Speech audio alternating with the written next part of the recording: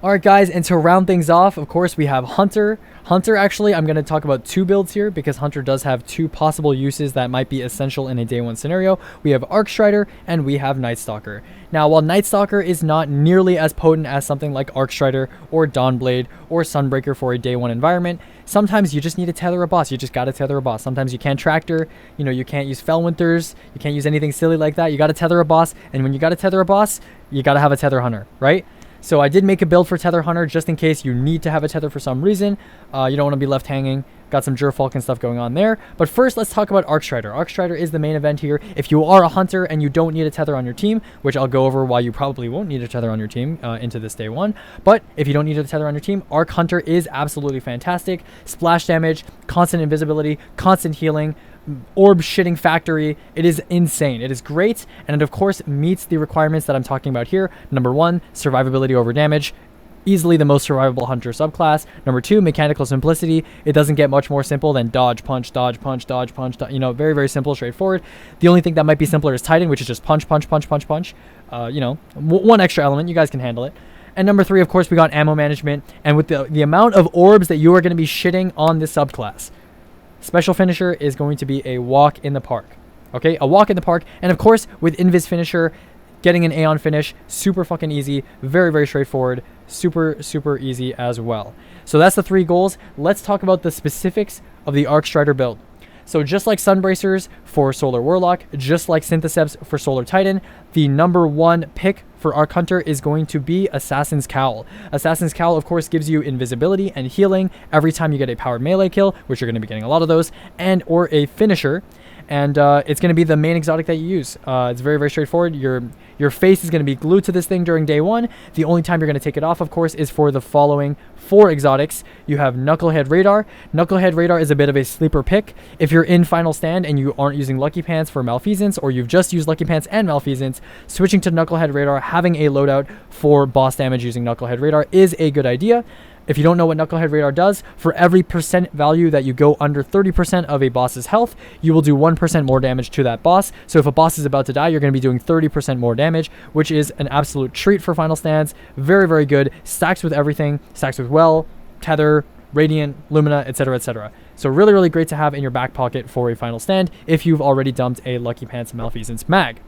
Okay, moving on from that, we have Aeon Swift, which I just mentioned. Again, great for Invis finishing on Arc Hunter. And of course, you have, not Invis finishing. You don't get Invis finish if you have Aeon Swift on. That's for special finisher. But regardless, great for getting a finisher off for heavy ammo for your teammates, especially if you have like Cenotaph Warlocks on your team that are marking a target. That way they get ammo as well. Okay, moving on. The final exotic is going to be Star Eater Scales. Right before damage, after you're done punching things galore, you can put on Star Eater Scales, pick up your Well Warlock's orbs, pick up one more orb, maybe using a Shoot-Tiller Trace, and then boom, 70% extra on your Gathering Storm. Absolutely fantastic for damage, like I just mentioned. Really, really great for day one. And of course, during damage, you don't really need Assassin's Cowl, so it's a natural pick. So now that we've talked about exotics, oh yeah, of course. One last one I forgot to mention. Of course, Lucky Pants. After you've thrown your Star Eater Skills Gathering Storm, Lucky Pants is a possible good idea if you decide to use Malfeasance for damage. Otherwise, you can continue using something like Izzy, but we will go over Lucky Pants, of course, when we talk about damage rotations and damage options for Hunter, which I will do after we talk about Nightstalker as well as the rest of this build. So going deeper into Arcstrider, let's take a look at our aspects, fragments, and abilities. In terms of aspects, we have Lethal Current and Flow State. Pretty obvious choices. Tempest Strike, probably not really appropriate for PvE. And then, of course, we have Gambler's Dodge to get our Combination Blow melee ability back faster. We have Combination Blow, obvious pick. Stacking damage is very, very important for this Hunter build. And Pulse Grenade. Flashbang Grenade is optional, but in this build, I've chosen to include a Blinding Grenade Launcher, which I think is an essential pick for day one for getting your stacks up and running. But Pulse Grenade is a good option if you're using a Blinding Grenade Launcher. It jolts targets very, very often, and of course, it does good overall damage as well. So with that out of the way, let's talk about fragments. Fragments for Arc Hunter, the four that we decided are the most survivable. There are a couple other fragments here like Feedback that you could use in a GM or you could use in regular gameplay, but for the day one scenario where you really want to focus on surviving and not dying, these four fragments are the most consistent. Number one, Spark of Resistance, that's an absolute must-have. As an Arc Hunter, if you're meleeing ads, you're going to be within melee range, you're going to be surrounded all the time, you want that DR. Number 2, we got Spark of Ions. You're going to be jolting targets with your grenade and your melees constantly, so those ionic traces for getting your grenade energy back faster is absolutely great as well. Spark of Amplitude. This is what makes Arc Hunter the best orb printer in the game. If you've ever played with a good Arc Hunter or played Arc Hunter well yourself with Spark of Amplitude on, as well as heavy-handed, if you ever look in the bottom left corner of your screen during one of my, me playing a GM on Arc Hunter, you're going to see Aegis Generator 1 overpower. And you're going to see that maybe like 3 times a second in the bottom left corner of the screen. This fragment is why, okay? And then finally, for your 4th fragment, Spark of Shock. This one is not super important, but again, having your pulse grenade with as often as you're going to get it with stuff like with the orb mods that we're generating, as well as just how often you're getting your dodge back. Spark of Shock is a great idea as well, just so that your pulse grenade does a little bit of extra damage and jolts targets around it. So that is the 4 fragments that I'm going to recommend for Arc Hunter on day 1, the most consistent fragments. Let's talk about weapons. So weapon-wise, Arc Hunter is probably the most sensitive out of the 3 loadouts that we've kind of talked about already. Titan, you can use whatever the hell you want. 1-2 punch doesn't even matter on Titan, doesn't do anything. On Solar Warlock, I would have maybe a Trace Rifle to weaken and add so you can snap it. Arc Hunter is the most sensitive. I would definitely say you should run a 1-2 punch shotgun and a blinding grenade launcher on day 1 with Arc Hunter. Reason being this: number 1, if you want to actually get your stacks up going, Arc Hunter takes way longer to get its gameplay loop going compared to a Solar Warlock. Solar Warlock, for example, only needs 1 snap kill, and Titan only needs 1 hammer kill to really start getting going.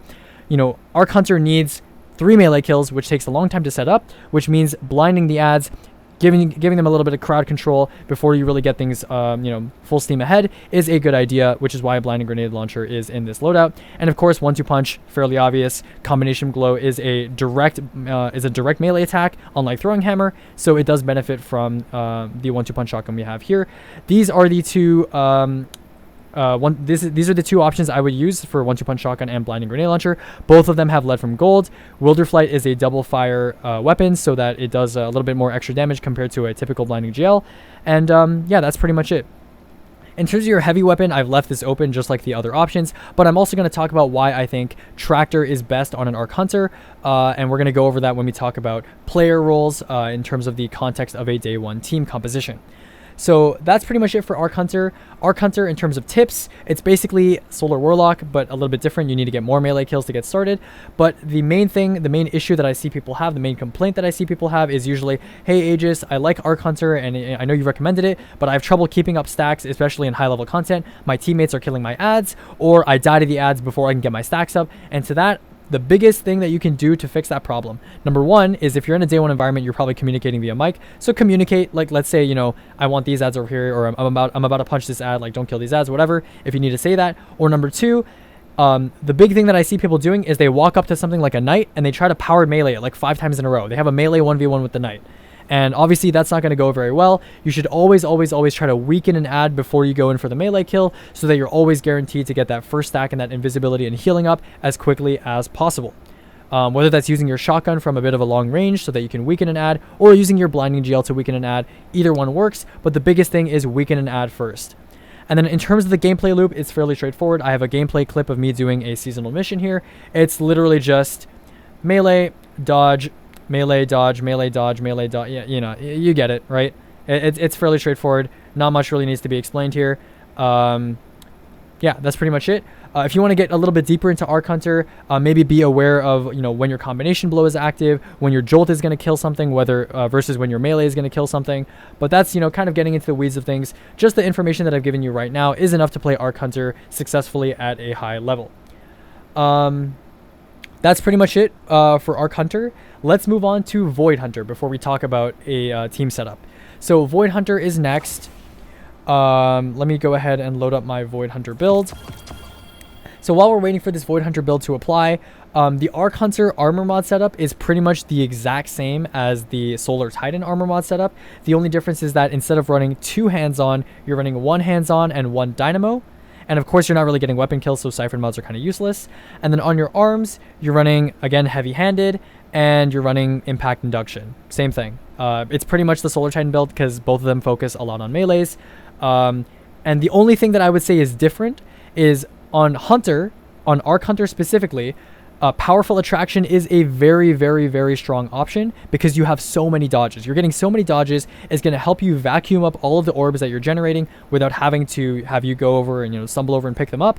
And of course, finishing is a lot safer on Hunter, so you don't really need something like proximity wards. And so Powerful Attraction is a great pick on Arc Hunter. Okay, so with that out of the way, let me go ahead and apply my Nightstalker loadout. Dim is taking a little while here. Yeah, so the Nightstalker loadout is pretty simple, pretty straightforward. It's not too different from your average gameplay, but it uses Gerfalcon's Hauberk as its main neutral exotic, much like we talked about Sunbracers being for Solar Warlock, Assassin's Cal being for Arc Warlock. Gerfalcon's Hauberk is basically that for Void Hunter, sorry.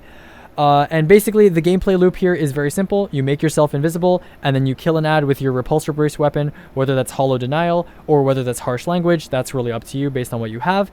But it's basically a gameplay loop where you're just making yourself invisible and killing an ad. That makes you invisible. You kill another ad, makes you invisible.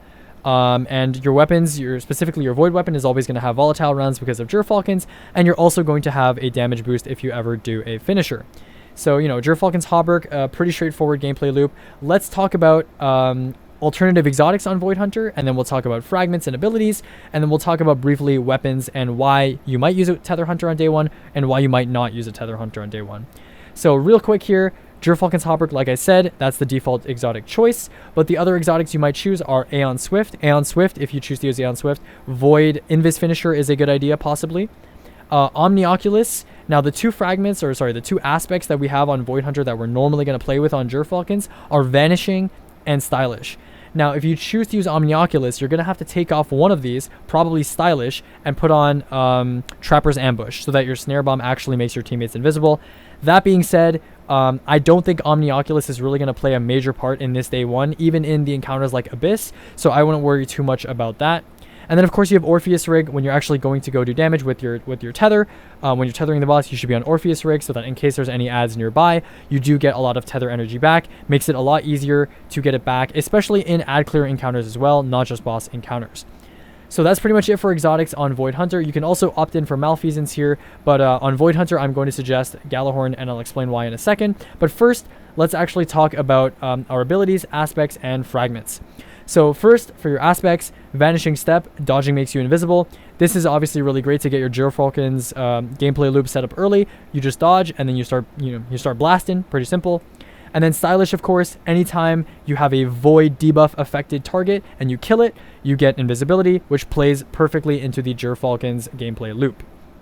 In terms of your other abilities here, you have Marksman's Dodge. You don't really need Snare Bomb that much, so having the lower cooldown dodge for, more often invisibility, getting your invisibility more often so you can have Gerfalcons more often is very useful. And then, of course, Vortex Grenade is a pretty straightforward nade. Has a pretty good duration for Echo of Undermining in case you need to debuff extend or something like that. But, Vortex Grenade is generally considered the best ad clear grenade on Void. Let's talk about the fragments. The 4 fragments that I think most people have agreed upon for Gerfalcon's gameplay is Persistence for longer invisibility, longer overshield from Repulsor, and longer Devour. We have Echo of Undermining for debuffing enemies like mini-bosses as well as actual bosses.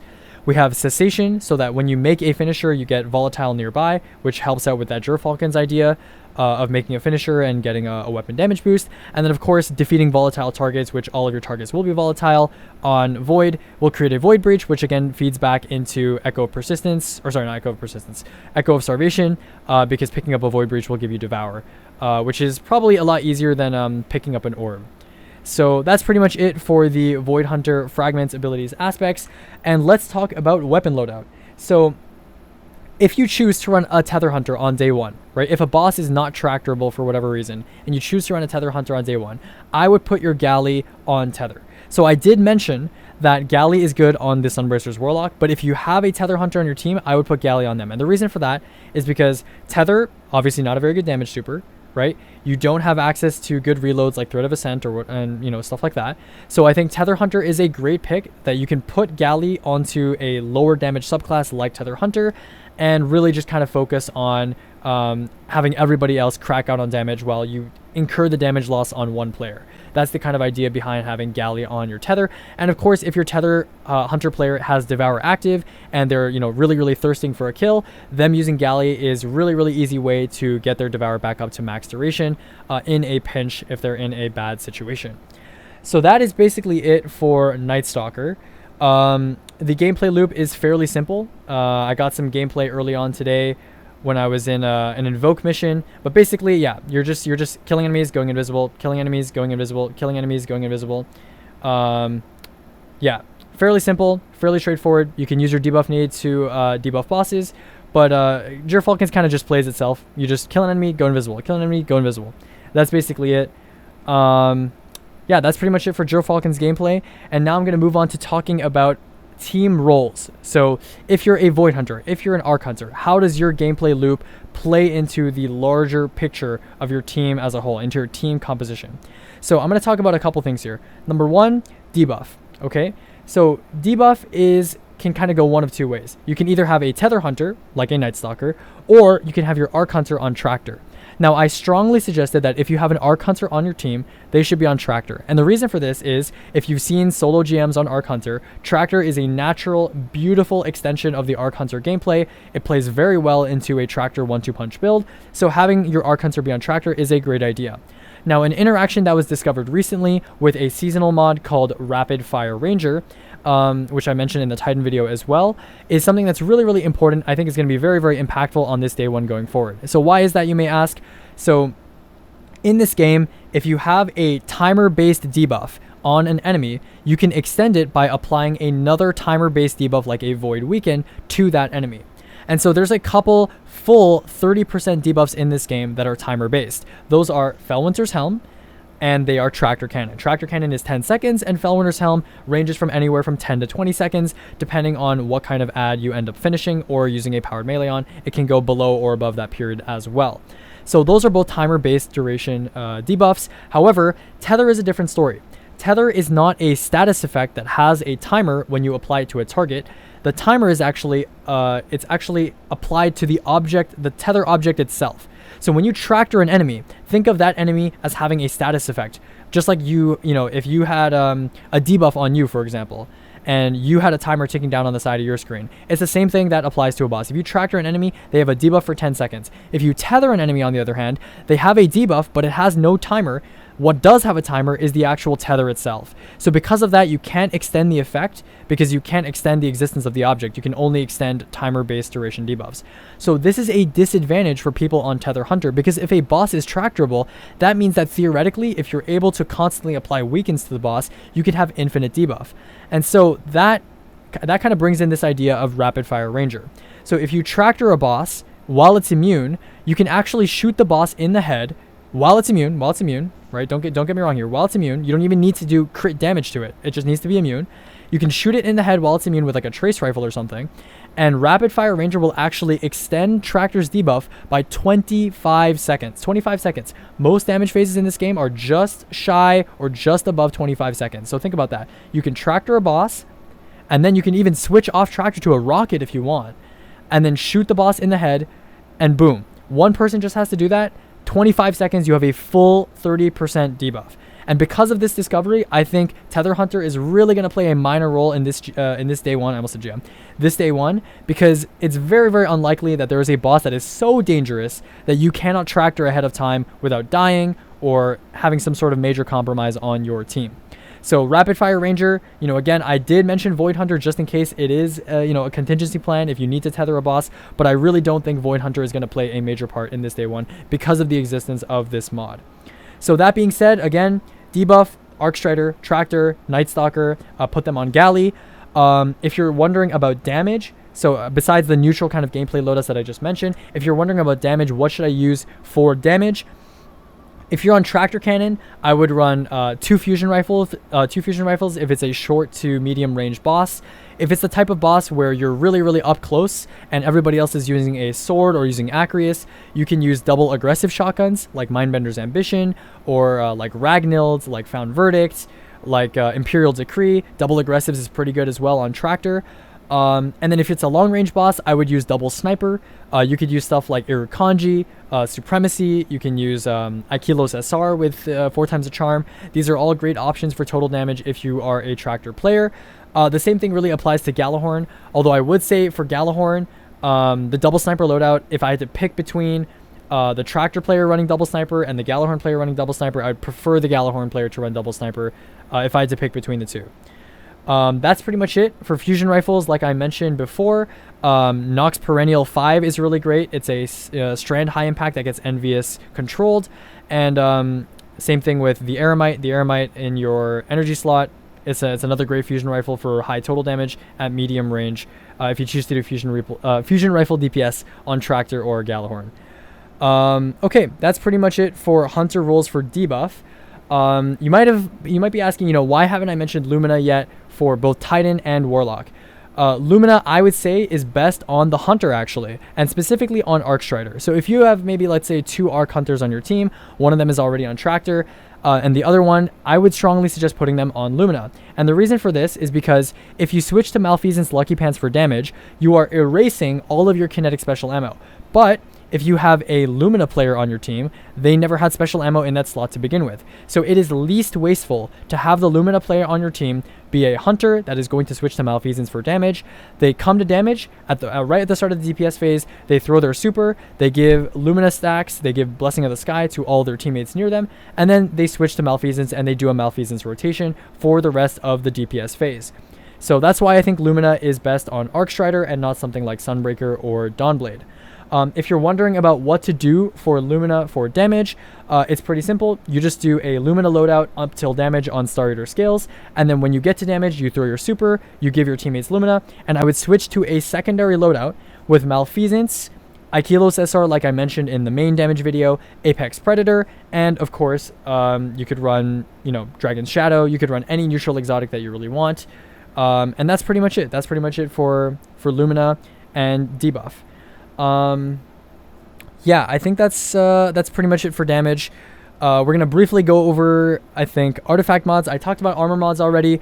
Armor mods for Gerfalcons are not super, anything crazy from what you'd expect. I put a Void Loader and Void Dex on my arms for my Trace Rifle. I put Bolstering Detonation so that I get my dodge back faster when I throw Vortex Grenades. There's no hands-on, obviously, on the Gerfalcon's loadout because you're not getting melee kills. It's just Dynamo for the most part. You're getting your dodge back. And I think that's pretty much it. Yeah, Proximity Ward here. I didn't put Powerful Attraction on Gerfalcons because you're not dodging as much as Arc Hunter. And that's pretty much it. That's pretty much it. Yeah, artifact mods are the same as what I mentioned on Titan. Basically just these with, you would want Void if you're on Gerfalcons for Elemental Orbs. Elemental Fury, and then you would run Mono and either Elemental Munitions or Embrace, and Rapid Fire Ranger if you are the Tractor player. Yeah, that's pretty much it. That is pretty much it, guys. That's all 3 classes. If you have any questions about builds, about what to do going forward into day 1 that somehow have not been covered by these 3 videos, let me know. But yeah, that's pretty much it. Good luck to all of you doing day 1. I hope this is the last video. I might make a video about like mechanics and speculation, but for now, yeah, this is it for me. Oh my goodness.